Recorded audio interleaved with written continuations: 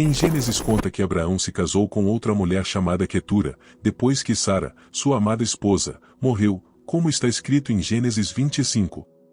Abraão havia tomado outra esposa cujo nome era Quetura, Gênesis capítulo 25 versículo 1 e 2.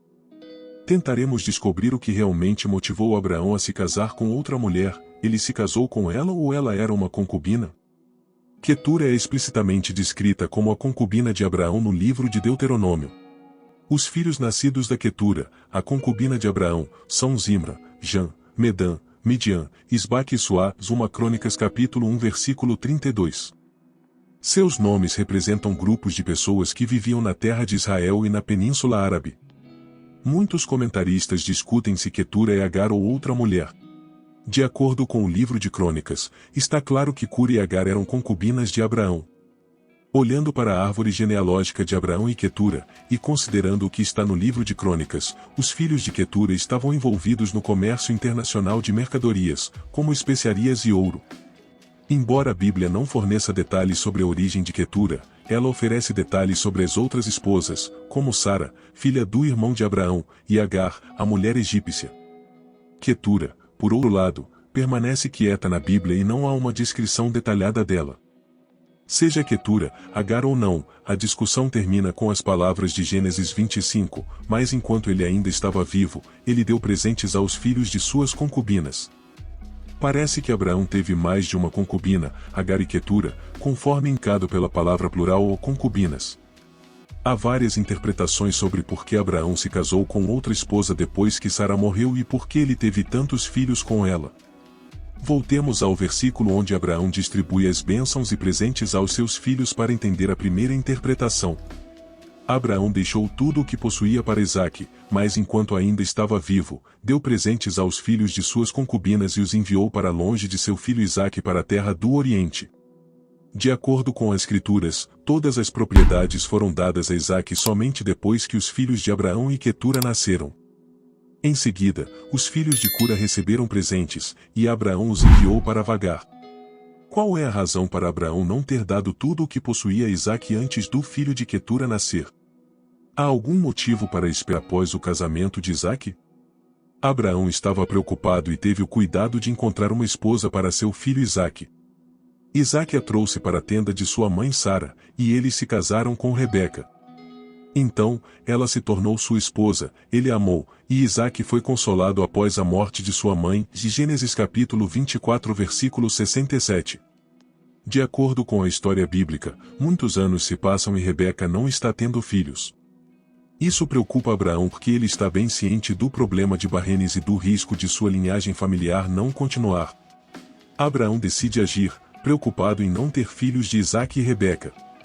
Então, ele se casa com Quetura como um plano reserva e gera tantos filhos quanto possível. Se Rebeca tiver filhos com Isaque, então a linhagem familiar passa por Isaque.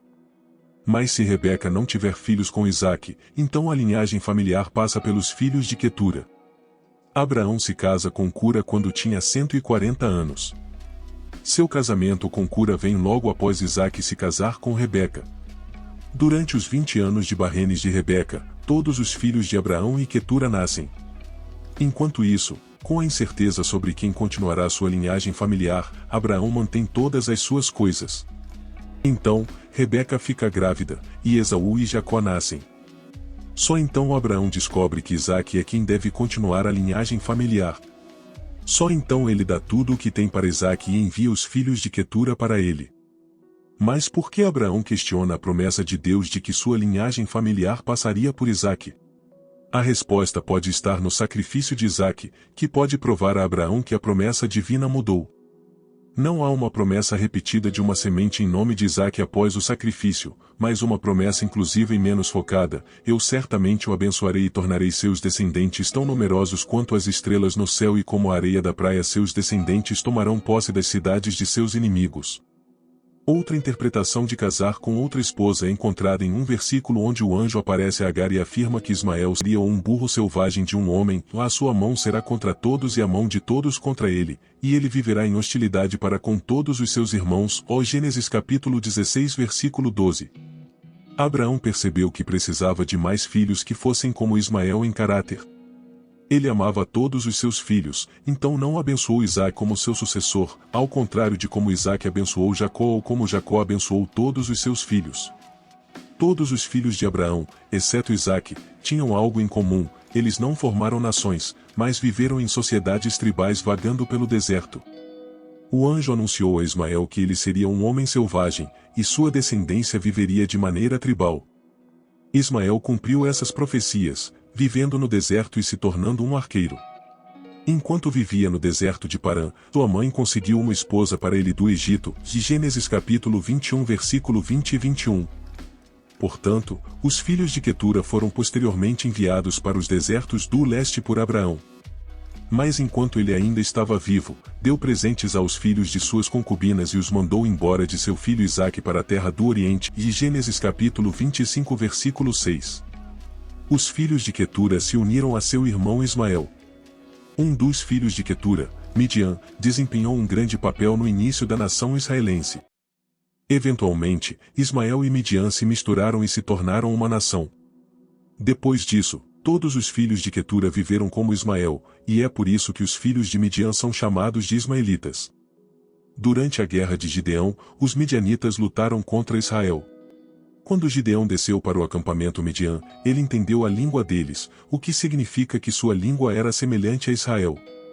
Os filhos de Quetura são especiais e têm uma conexão com a santidade de Israel, o que nos ajuda a entender seu caráter e destino. Quando seus irmãos tiraram José da irmã e o venderam para os ismaelitas, que levaram para o Egito, de Gênesis capítulo 37 versículo 28, o nome deles também aparece na história de Gideão sobre os despojos dos midianitas: cada um de vocês me dê um brinco de sua parte no saque, ou Juízes capítulo 8 versículo 4. A vida tribal, a vida no deserto, não é uma vida de casas e vinhedos. É uma vida de peregrinação e transitoriedade. A maioria dos descendentes de Abraão, exceto Isaque, escolheu esse tipo de vida. Abraão mesmo levou uma vida errante, e esse estilo de vida tem raízes profundas em sua própria maneira de viver como pai de muitas nações, não apenas de sua própria tribo. Abraão sentiu uma forte conexão com todas as criaturas, não importa onde elas estivessem. Ele não se estabeleceu em um lugar, mas continuou se movendo. Suas principais raízes foram as seguintes: Mur para Harã, Harã para a terra de Israel para Harã novamente, Harã para o Sinai, Sinai para o Egito, Egito para o Neguebe, Neguebe para Hebrom, Hebrom para Gerar, Gerar para de volta a Hebrom.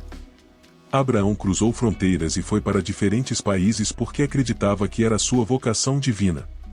Esse estilo de vida errante tornou-se o principal modo de vida de seus descendentes. Até mesmo os filhos da Quetura escolheram essa vida porque não queriam se comprometer em construir uma nação específica. Os filhos da Quetura e de Ismael preferiram uma vida nômade porque não queriam ser escravizados às cidades e aos lares com todo o seu materialismo. Não foi imposto ao filho da Quetura, foi uma escolha dos filhos de Ismael. Eles não gostaram da ideia de serem escravos de posses, que viram acontecer com os moradores da cidade. Viver livremente na natureza lhes permitiu preservar sua independência. A ideia de que a mão dele estará contra todos e a mão de todos contra ele os sugere uma vida de expansão. Como resultado de tal vida, a universalidade de Abraão é preservada. Quando os midianitas atacaram Israel na época de Gideão, não se tratava de roubo e saque. Resultou de uma profunda discordância ideológica na visão dos midianitas sobre os descendentes de Abraão. Os israelitas se desviaram do caminho de Abraão, enquanto os ismaelitas, os filhos da liberdade, eram seus verdadeiros descendentes. Quando Abraão enviou os filhos de Quetura para longe de Isaque, ele não designou uma terra específica, mas sim para a terra do Oriente. Isso não se refere a um lugar específico, mas implica em peregrinação. Abraão sabia que eles não se estabeleceriam em um local, mas vagariam por vastas áreas desabitadas. A Bíblia enfatiza a terra do Oriente, indicando uma direção geral, não um lugar específico. Quando Midian confrontou Israel em seu conflito com Gideão, eles se aproximaram de uma região antiga ligada à terra de Israel. Como está escrito nos Salmos, faça com eles o que você fez com Midian, como você fez com Císera e Jabim no rio Quizon, que morreram em Endor e se tornaram como esterco no chão. Os Salmos 83 versos 9 e 10.